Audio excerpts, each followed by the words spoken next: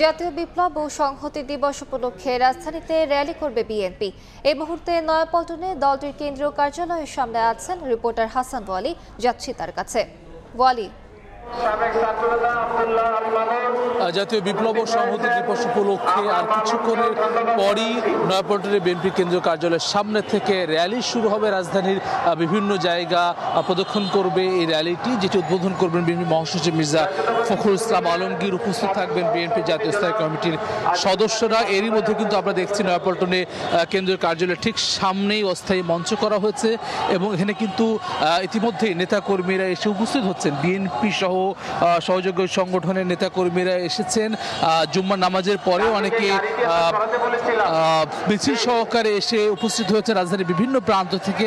বিশেষত আমরা জানি যে এরই মধ্যে দেশের সিংহভাগ আসনেই বিএনপির পক্ষ থেকে প্রাথমিকভাবে প্রার্থিতা ঘোষণা করা হয়েছে। সেসব জায়গা থেকে আসলে যাদেরকে মনোনয়ন দেওয়া হয়েছে প্রাথমিকভাবে তাদের নেতৃত্বেও কিন্তু আসলে মিছিল এসে পৌঁছেছে।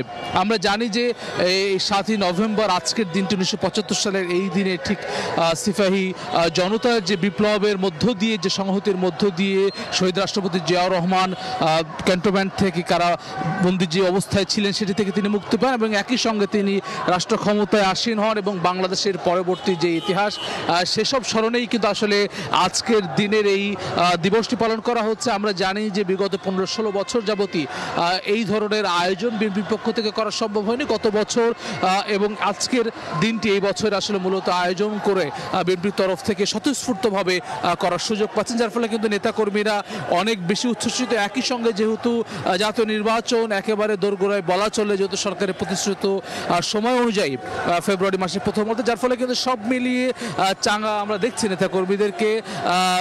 এই যে মঞ্চটি অস্থায়ীভাবে নির্মাণ করা হয়েছে সেখানে কিন্তু প্রথমে বক্তব্য রাখবেন বিএনপি মহাসচিব। এর পরবর্তীতে র্যালিটি নাইটেঙ্গেল মোড়, শান্তিনগর মোড় হয়ে মৌচাক, মগবাজার, বাংলা মোটর হয়ে কারণ বাজার, সোনারগাঁ হোটেলের সামনে যে শেষ হওয়ার কথা রয়েছে। বিপ্লবী ও সংহতি দিবস উপলক্ষে কিন্তু আজকের দিনটি বিএনপির পক্ষ থেকে রাজধানী ছাড়াও সারা দেশেই একইভাবে র্যালি অনুষ্ঠিত হবে, সেই ঘোষণা কিন্তু দলের পক্ষ থেকে দেওয়া হয়েছে। সারা দেশে একযোগে দিবসটি নানান কর্মসূচির মধ্য দিয়ে বিএনপি পালন করছে। সরাসরি যুক্ত ছিলাম নয়াপল্টনে।